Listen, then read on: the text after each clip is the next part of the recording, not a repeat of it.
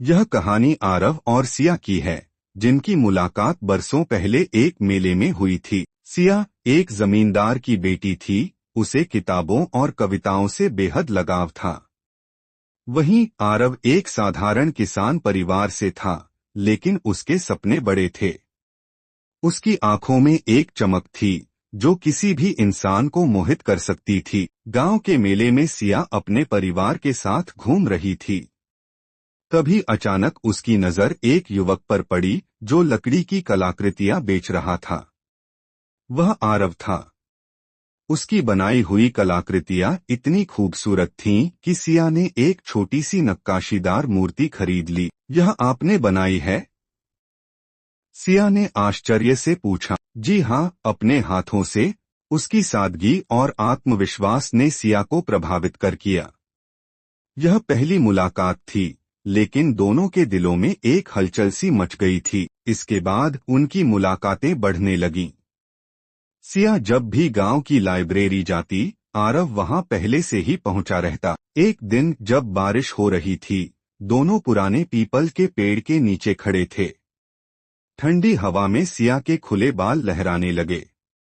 वह मुस्कुराई और बोली, क्या तुम्हें लगता है कि हमारे बीच जो है वह सिर्फ दोस्ती है? आरव ने उसकी आंखों में देखा और कहा, अगर यह दोस्ती है तो मैं इसे जिंदगी भर निभाना चाहता हूँ, और अगर यह प्यार है तो मैं इसे 7 जन्मों तक निभाना चाहता हूँ। सिया मुस्कुराई और धीरे से उसकी हथेली पर अपना हाथ रख दिया, और इस तरह दोनों के बीच प्रेम की एक नई शुरुआत हो गई। लेकिन हर प्रेम कहानी में कुछ मुश्किलें तो आती ही हैं। सिया के परिवार को जब इस प्रेम कहानी के बारे में पता चला तो उनके लिए यह अस्वीकार्य था। एक जमींदार की बेटी का साधारण किसान से प्रेम करना उनके लिए समाज के नियमों के खिलाफ था। सिया के पिता ने सिया को घर में कैद कर दिया। वह चाहकर भी आरव से नहीं मिल पा रही थी।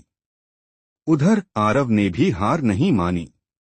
उसने ठान लिया कि वह अपने प्यार को हर हाल में पाएगा। एक दिन गांव में उत्सव था। इसी बहाने आरव ने सिया तक अपना एक पत्र भिजवाया। उसमें लिखा था, अगर तुम मुझसे सच में प्रेम करती हो तो आज रात नदी किनारे मिलना। वहां हम मंदिर में मां दुर्गा को साक्षी मानकर शादी करेंगे और एक नई जिंदगी की शुरुआत करेंगे। पत्र पढ़कर सिया के दिल की धड़कनें तेज हो गईं। वह समझ नहीं पा रही थी कि उसे क्या करना चाहिए। काफी सोचने समझने के बाद उसने जोखिम उठाने का फैसला कर लिया। प्रेम की विजय। रात के अंधेरे में सिया चुपचाप घर से निकली और नदी के किनारे पहुंची। वहां आरव पहले से ही उसका इंतजार कर रहा था। दोनों ने एक दूसरे की आंखों में देखा और प्रण किया कि वे हमेशा साथ रहेंगे।